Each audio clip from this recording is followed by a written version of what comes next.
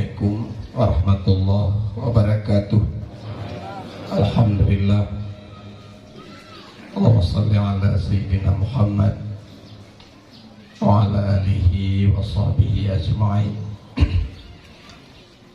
Yang kita muliakan, kita cintai ya Buya kita dan uminya dan seluruh keluarga besar.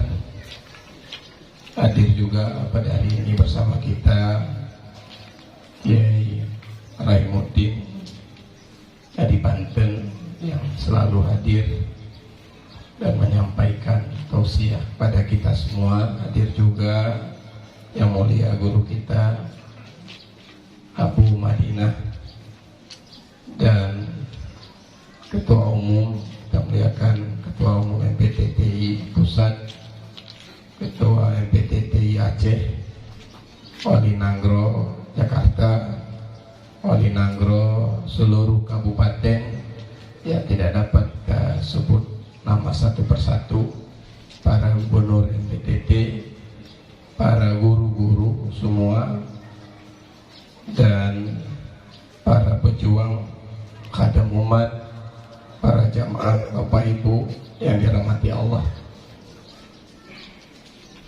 dan seluruh tamu undangan yang telah hadir, juga Pak Camat, Pak Kecil yang mewakili dan Rami mungkin, atau Pak Kapolsek, dan seluruh yang telah hadir di tempat yang mulia ini. Baiklah, pada hari ini seperti biasa setiap tahun kita adakan atau memperingati HUL Abuya Mudawali rahimahullahu ta'ala, seorang ulama besar, seorang ulama sufi yang begitu besar jasanya pada Islam, khususnya kepada Aceh yang tercinta ini. Baik, di sini ada sebuah buku kecil yang ditulis oleh Abuya kita tentang riwayat hidup perjuangan Abuya Syekh Mudawali Al-Khalidi yang berjudul autobiografi atau sejarah hidup seorang ulama besar Aceh, Abuya Syekh Mudawali Al-Khalidi, yang buku ini disusun oleh Abuya kita, Abuya Syekh Haji Amran Wali Al-Khalidi. Buku ini terdiri daripada pertama keturunan, yang kedua di sini juga ditulis pendidikan Abuya Mudawali, juga nanti ada perjuangan di dalam bidang penyampaian ilmu atau dalam mengajar, juga dibahas dalam buku ini perjuangan Abuya Mudawali di dalam berorganisasi atau dalam berpolitik atau dalam dunia politik. Dibahas juga tentang keluarga, istri dan anak-anak beliau. Juga ada judul di sini gaul beliau dan akhlak beliau dalam masyarakat. Juga ada pembahasan dalam buku ini kiprah beliau dalam pengamalan dan dakwah untuk umat. Baik, kita baca satu persatu.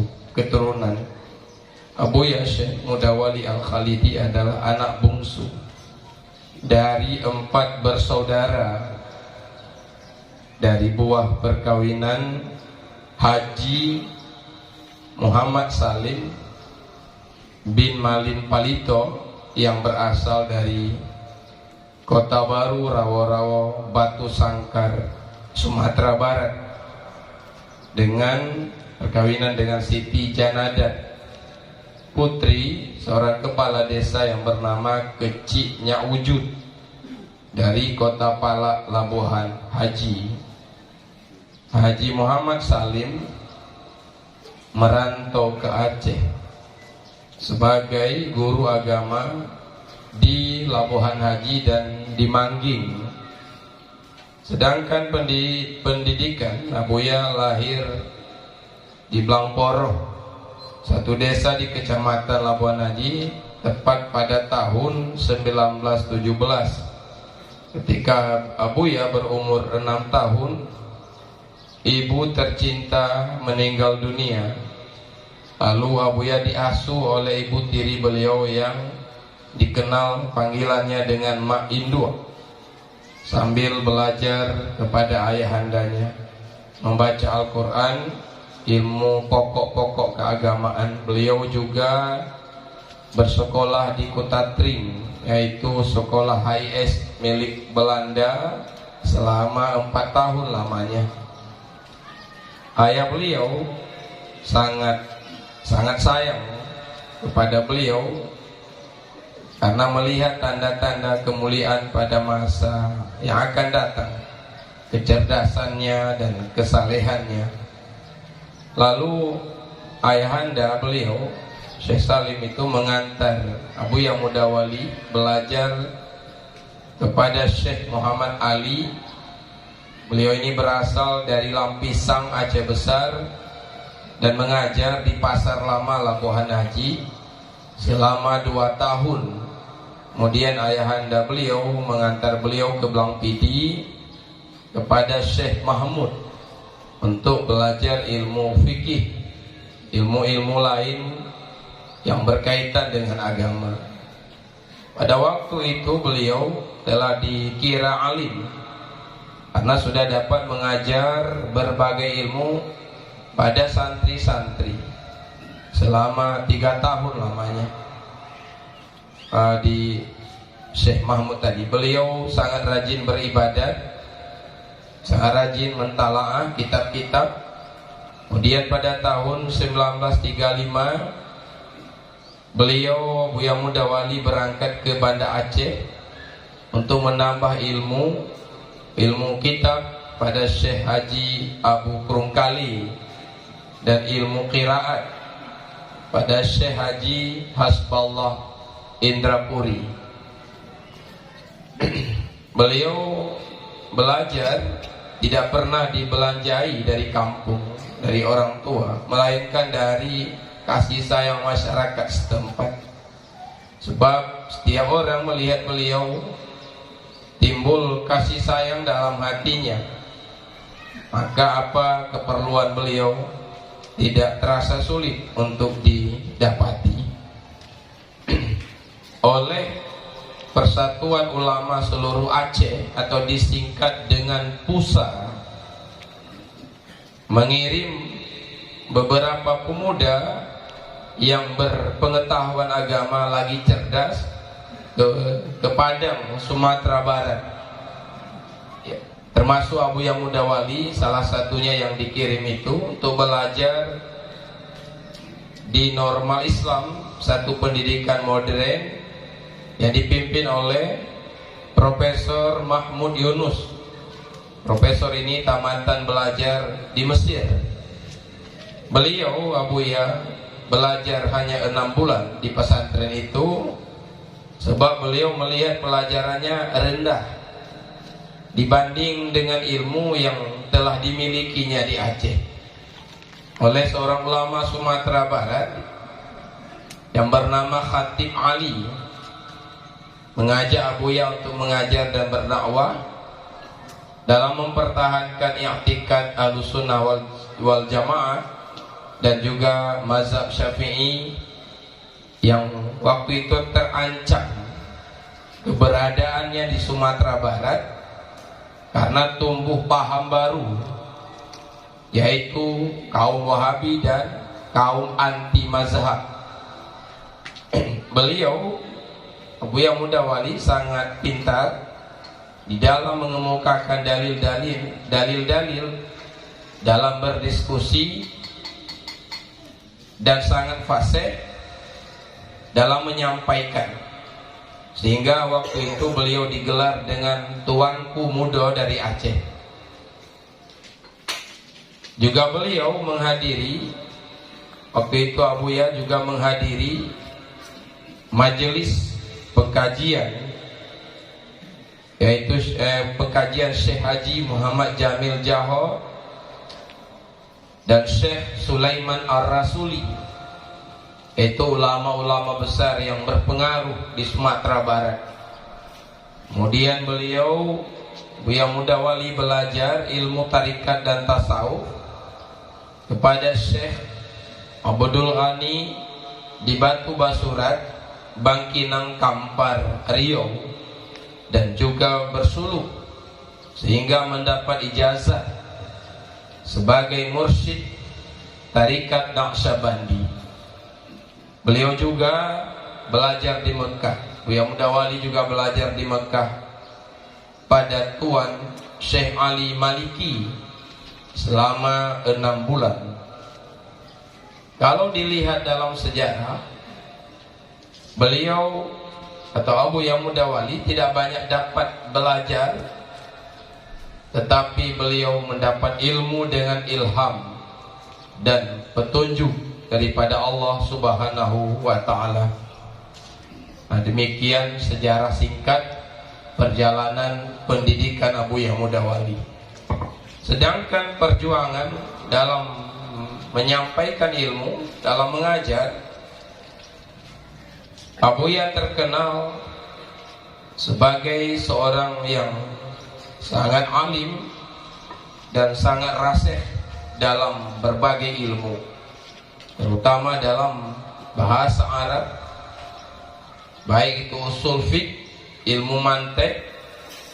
Beliau juga memiliki idrak yang kuat dan hafalan yang banyak, dapat mengemukakan masalah dengan menyebutkan nama kitab sekaligus halamannya serta hukum yang ada di dalam kitab-kitab itu.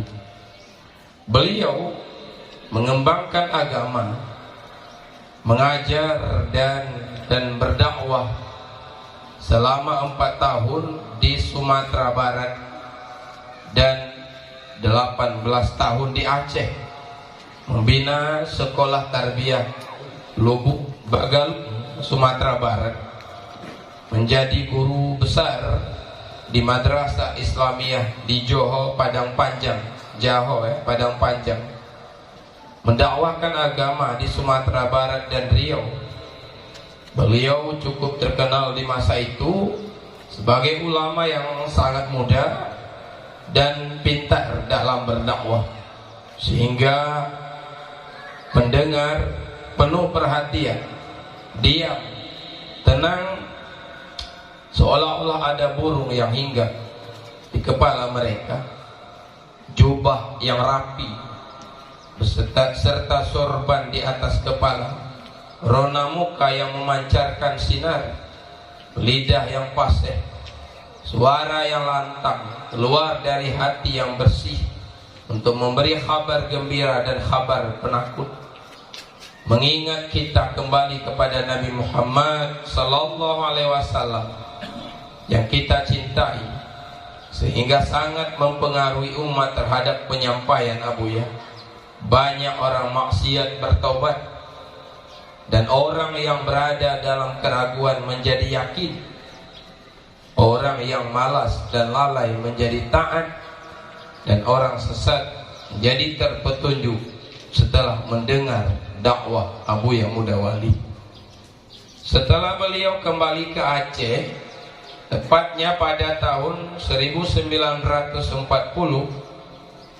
beliau membangun pesantren di Pauh, Labuhan Haji. Pesantren ini sekolah tarbiyah Labuhan Haji, juga membangun masjid Ahlus Sunnah wal Jamaah bersama dengan murid-murid beliau, di antaranya Syekh Zakaria Labaisati, Syekh Haji Jailani Musa. Murid-murid yang belajar di sana di Pauh, di antara lain adalah Syekh Marhaban, putra Syekh Haji Abu Hasan Krungkali, dan beberapa ulama lainnya yang ada di Aceh, di Singkil seperti Syekh Haji Zamzam Isyam, Kemudian pada tahun 1942 Abuya membangun pesantren Darussalam yang sangat terkenal sampai saat ini, yang diteruskan oleh anak-anak beliau.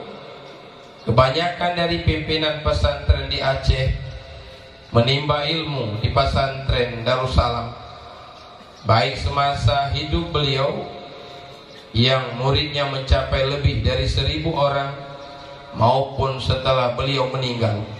Pesantren ini pada awalnya rawa-rawa yang dalam, namun berkat doa beliau, batu keluar dari laut bergunung-gunung, sehingga tertimbunlah rawa-rawa yang dalam tersebut. Pada waktu itu tidak ada kendaraan pengangkutan, hanya dengan semangat dan kemauan murid-murid serta masyarakat untuk membawa batu-batu tersebut, sebab patuh dan sayang pada beliau sebagai gurunya dalam membina pesantren ini. Dan juga beliau mengembangkan tarikat atau pendekatan diri kepada Sang Khalik, Sang Pencipta. Banyak dayah-dayah tarikat yang tersebar di Aceh untuk berubudiyah dengan metode tarikat, sehingga banyak mursyid-mursyid tarikat khususnya di Aceh dan Sumatera Barat. Beliau juga mengadakan suluk yang dihadiri oleh ribuan jamaah pada bulan suci Ramadan, juga bulan haji, dan juga suluk di bulan Maulid. Di antara lain murid beliau yang tertua di bidang tarikat, yaitu Syekh Haji Adnan Mahmud Bakungan. Ulama yang terkenal dari murid beliau di Riau adalah Syekh Aidrus Kamfari. Di Sumatera Barat Syekh Khatib Abu Samah. Di Palembang ada Syekh Ahmad Dimyati. Di Tapanuli ada Syekh Nawawi. Di Medan ada Syekh Syahbuddin Kumala. Lebih banyak lagi di Aceh seperti Syekh Abdul Aziz Samalanga, Abu Tanoh Merah, dan lain-lain. Adapun perjuangan Abuya Mudawali dalam berorganisasi dan politik, Abuya Mudawali adalah seorang ulama karismatik yang dikunjungi oleh setiap masyarakat, baik rakyat biasa atau pejabat, di mana sebelum kemerdekaan atau setelah merdeka, Belanda dan Jepang sangat menghormati beliau, sebab beliau mempunyai pendirian dan sikap yang tegas dalam menegakkan kebenaran. Abuya juga melatih murid-muridnya sebagai laskar Hizbullah untuk mempertahankan agama dan tanah air di masa kemerdekaan. Beliau tidak pernah terlibat dalam gerakan organisasi terlarang. Beliau selalu berada di belakang pemerintah sebagai penasehat untuk menegakkan keadilan pada umat. Presiden Soekarno sangat berterima kasih pada beliau, sebab beliaulah ulama yang mengembalikan kekuatan pemerintah dengan memberikan gelar pada Presiden Ulil Amri Ad-Daruri Bisyaukah, yaitu pemimpin sementara yang mempunyai kekuatan. Beliau juga memfatwakan hukum haram bagi orang yang keluar dari wilayah pemerintah yang sah. Abuya Mudawali juga membentuk organisasi PERTI, singkatan dari Persatuan Tarbiyah Islamiyah, dengan kawan-kawan beliau seperti Tengku Nyak Diwan, Tengku Usman Pauh, untuk mempertahankan i'tikad Ahlus Sunnah wal Jamaah dan mazhab Syafi'i, yang pada waktu itu banyak serangan dan tuduhan yang menghinakan ajaran ini, seperti tidak boleh adanya kenduri pada orang mati, membid'ahkan acara samadiyah, membid'ahkan ziarah kubur, terutama pada makam wali-wali dan ulama saleh dan lainnya. Organisasi ini seperti ini berpusat di Sumatera Barat, yang pencetus utamanya adalah Syekh Sulaiman Ar-Rasuli, Candung, Bukit Tinggi, Sumatera Barat, untuk mengurus pendidikan dan dakwah bermazhab Syafi'i, beretikat Ahlussunnah wal Jamaah, bukan untuk mencapai kedudukan dan pangkat di pemerintahan saja, sebagaimana yang telah kita saksikan pada saat ini. Sebab tokoh-tokoh Perti dan anak-anaknya tidak diarahkan untuk memahami dan atau tujuan dari organisasi Perti semula hanya untuk keduniawian saja. Demikian singkatan riwayat singkat tentang organisasi dari Abuya Mudawali. Kemudian keluarga, istri dan anak-anak beliau. Istri-istri Abuya Mudawali itu semua ada 6 orang. 3 orang di Sumatera Barat dan 3 orang di Aceh. Umi-umi di Sumatera Barat. Istri pertama Umi Hajjah Rasimah, yang mempunyai keturunan pertama Abuya Muhyiddin Wali. Umi Halimah juga Abuya Jamaluddin Wali, Marhaban Wali, Abuya Marhaban Wali dan Abuya Ruslan Wali. Dari Umi yang kedua, Umi Hajjah Siti Rabi'ah, yang dikaruni 2 orang anak, Abu Ahmad Wali dan Abu Mawardi Wali. Umi Supayang dengan istri yang ketiga ini, Abuya tidak mempunyai anak. Dan umi-umi di Aceh, pertama Umi Hajjah Rodatun Nur, Pauh, Labuhan Haji. Anak beliau ada 2 dari umi ini. Pertama Zulbaidah Wali, Ibu Zubaidah Wali, kakak Abuya kita. Yang kedua Abuya Amran Wali Al-Khalidi. Yang kedua, umi kedua di Aceh, Umi Hajjah Rasimah Mangging. Anak beliau Tengku Harun Wali, juga Abuya Nasir Wali, juga Umi Abidah Wali. Dan umi ketiga di Aceh, Umi Hajjah Aisyah Tenom. Anak beliau ada Ibu Mariah Wali, Abu Syekh Abdul Rauf Wali. Sebagian besar anak beliau mengikuti jejak perjuangan ayahanda, mengajar, berdakwah, memimpin peribadatan dengan membuat daya sekolah pendidikan agama baik di Aceh atau di Sumatera Barat. Kemudian judul lain, pergaulan akhlak beliau dalam bermasyarakat. Abuya Syekh Mudawali rahimahullah ta'ala sangat tawadhu. Beliau sangat peramah, baik hatinya. Beliau sangat pemurah dan berani menegakkan kebenaran. Setiap istri, anak, murid, teman, sahabat di berbagai tempat menganggap Abuya lebih sayang kepadanya daripada yang lainnya, sebab keahlian beliau dalam bergaul, mengakui kelebihan orang lain, melupakan kelebihan dirinya, sehingga orang senang dan tertarik pada beliau. Dengan demikian mudah bagi beliau dalam berdakwah dan nampak syiar agama pada waktu itu.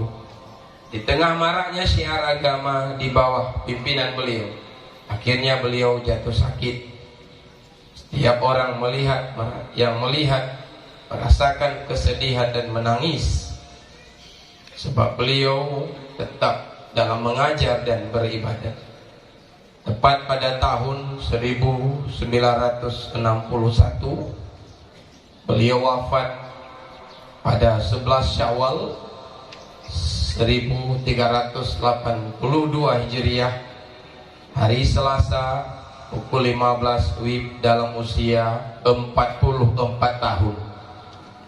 Beliau dimakamkan di komplek Pesantren Darussalam yang selalu diziarahi oleh pengunjung dari berbagai daerah sampai saat ini. Dalam pengamalan dan dakwah untuk umat, Abuya Syekh Muhammad Wali Al-Khalidi, beliau menamakan dirinya dalam kitab milik beliau, tulisan beliau, dengan Syekh Haji Muhammad Wali Asy-Syafi'i mazhaban wa Asy'ari i'tiqadan wa Naqsyabandi masyraban. Arti kalimat itu maknanya, saya yang bernama Muhammad Wali dalam masalah khilafiyah, hukum fikih Syafi'i adalah mazhab saya, bukan mazhab Maliki, bukan pula Hambali, bukan pula lain-lain. Dan Ahlussunnah yang dibawa oleh Abu Hasan Al-Asy'ari, i'tiqad atau keyakinan saya terhadap Allah dan Rasul, dan dalam tarikat sebagai masyaraban, tempat minum kerohanian yang dibawa oleh Syekh Bahauddin Naqsyabandi, tidak Qadiri, tidak pula Syatari, dari Syekh Abdullah Syatari. Maka pekerjaan anggota saya dalam peribadatan dan muamalah adalah menurut mazhab Syafi'i, dan di dalam ingatan keyakinan dalam mengarungi kehidupan saya beriktikad Ahlussunnah wal Jamaah seperti ajaran Asy'ari, yaitu kita perlu usaha, tapi usaha kita tidak dapat mengubah, tidak dapat mengadakan dan meniadakan. Dan dalam bersikap berkepribadian, bertarikat, yaitu tarikat Naqsyabandi yang dipelopori oleh Syekh Bahauddin Naqsyabandi, senantiasa bermuraqabah, kerlingan hati kepada hadarat ilahi dengan melupakan wujud selain Allah, bermuraqabah ma'iyah, la maujuda illallah, tidak ada yang maujud selain Allah. Inilah makna wujud Muhammad, itu fana dalam wujud Allah, yaitu tafsir isyari pada qul huwallahu ahad dalam kitab Insan Kamil karangan Syekh Abdul Karim Al-Jaili, yang dibenarkan, dibetulkan oleh Abuya kita. Itu sama dengan arti la maujuda illallah, dan untuk itulah digagas tarikat Naqsyabandi khususnya. Orang yang hatinya berjalan, berkemauan berjalan dan berada di hadarat ilahi, hilang wujud dengan pantulan syahaya ma'rifah ahadid zat dengan muraqabah ma'iyah. Apakah Anda sebagai mursyid dan sebagai khalifah, apakah paham tentang ajaran tarikat Anda? Maka oleh karena itu, Abuya Mudawali, Abuya Syekh Haji Muhammad Wali terlihat begitu bagus dalam perbuatan, tingkah laku, akidah, dan dibarengi dengan sikap kepribadian serta tidak lupa kepada Allah setiap nafas dalam menjalani kehidupan. Abuya Syekh Haji Muhammad Wali membuat tulisan, ada kitab kecil yang bernama Permata Intan dan Intan Permata untuk menerangkan akidah. Juga menulis nazam obat hati untuk fana wujud kita dalam wujud Allah, dengan memohon supaya kita sampai kepada Zural Hakikah, gunung hakikat. Apa itu? Yaitu makam yang tidak ada makhluk pada makam tersebut, atau juga diistilahkan dengan ma'rifat. Abu Buya Mudawali juga menulis kitab fatwa mengenai hukum syarak dalam masalah khilafiyah mazhab Syafi'i, juga kitab Tanwirul Anwar untuk menyatakan beda antara akidah dengan tasawuf dan dalam pemahaman hakikat dalam kita bermakrifat, agar terjadi keseimbangan antara syariat dengan hakikat.